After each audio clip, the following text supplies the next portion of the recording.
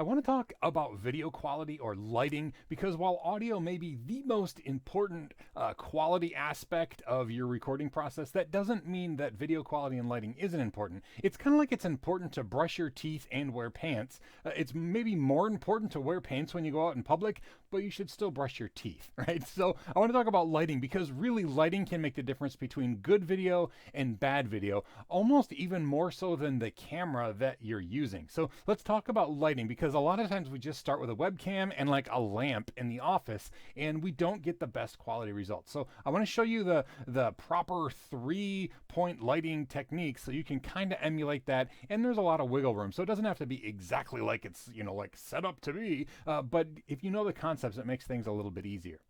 So like I said, when a lot of us start out, we just have a desk lamp or just the light in our office, and that's the only light source we have in our room. Now, we have a camera in front of us on top of the monitor. It's important that the camera is eye level. Otherwise, it's really awkward and it looks like, I don't know, you just really want to make sure it's awkward. You really want to make sure it's awkward.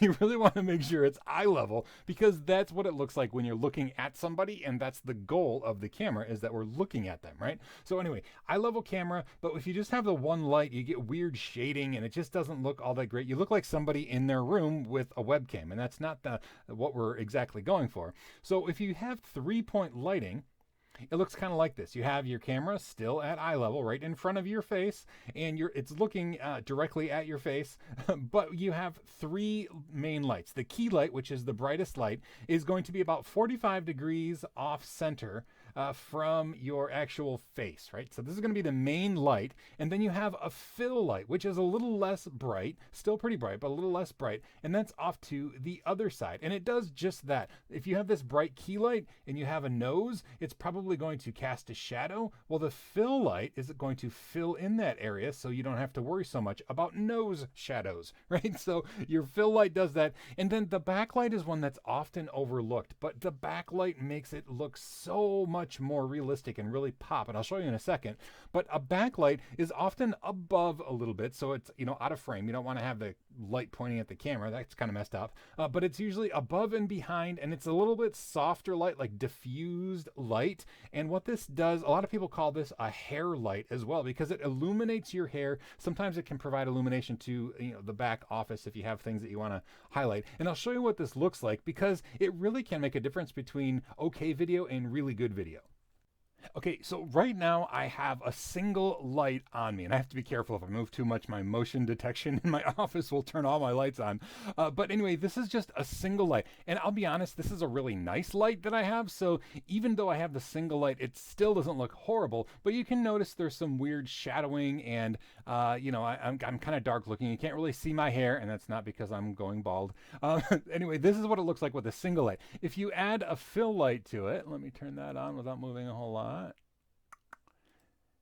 If you add a fill light, it does that, right? It just fills my face out a little bit more, and it looks more even. You can see my whole face. You can see my expressions a little bit better. It's just a better look at my face. And then if you want to turn on the actual whole light. I just moved, so I didn't have to actually search for the thing. But this is actually a backlight that I have, and for me, it's just a ceiling light, but it's behind me and above me, and it's pretty bright, and it does just that. It lights up my hair. It lights up the back things in my office a little bit to make it a little bit more pleasurable to look at, but that really does kind of bring everything together, and this is the 3-point light system. If you do this, even with a webcam, it's gonna look pretty good because the more light you can throw on somebody, the better it's going to look. And if you have a problem with it washing out, look to see if your camera has some exposure settings, because a lot of times cameras try really hard to make your video look good, even if you have crappy lights, because so many people have crappy lights. If you have good lighting, see if your camera can actually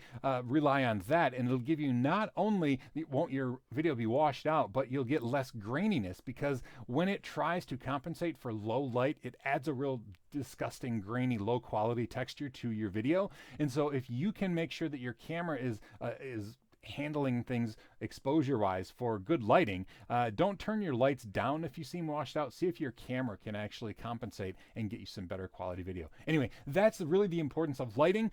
You don't have to use really expensive lights. That's my last point. I want to show you what I've been using for years. I actually just got these really nice Elgato key lights, but literally still clipped on my desk because I've been using it. This is a clip-on $10 light that I got, maybe $15 that I got from literally the grocery store. Okay, and you can't even see it really well because my other lights are so bright. But anyway, this is there, you can see it. This is just a clip-on light, and I had two of them. I had one right in front of me here and one over here, a key light and a fill light, and I would still use my office ceiling light as the backfill. And it worked great. It was incredible quality lights. In fact, a lot of trainers ask me, Sean, what are you using for lights? Because it looks really good and there's no weird reflections. And it was literally just these cheap little flexible clip-on lights that I got from the grocery store. So anyway, it's not the quality of lights that matters. It's the placement of the lights, and make sure they're bright enough and they're pointing at your face, and make sure your camera is eye level, looking at you.